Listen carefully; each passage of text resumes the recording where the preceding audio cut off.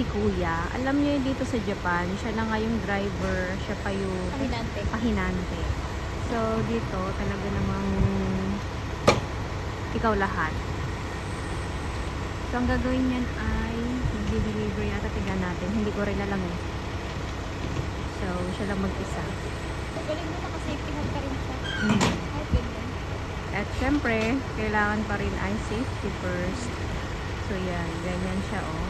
De-remote na rin yung, ano, taas-taas. So, tignan natin kung ano yung ilalabas niya. Ayun na. Ano yung makikideliver niya? I think mga fruits. Fruits or vegetable. Yeah. Tignan natin kung anong laman. Okay ba yan? So, yan. Alam niyo yun, nakadesign talaga yung mga ganun nila para mapadali yung trabaho. So, yun na. Tapos may kukuha ng stuff. Ipapasok na sa loob. And, pindot ulit ng remote para tumaas. Another.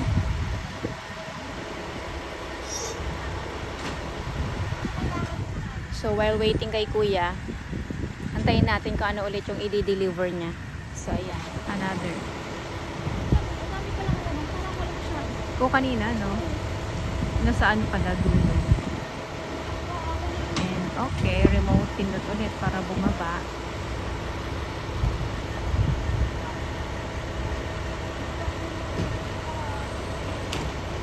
And, ang galing. Tapos, meron ng kumukuhang stock. Doon, sa loob.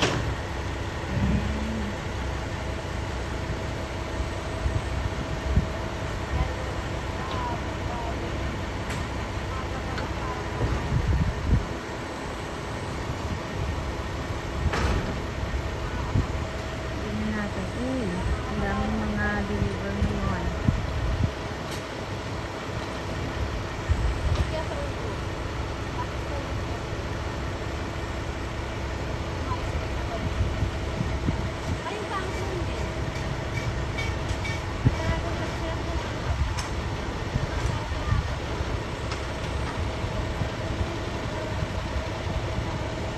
So, ganyan lang ka-convenient na kahit siya lang mag-isa, kayang-kaya na ganyan. Kasi nga, yung mga gamit nila dito ay high-tech na.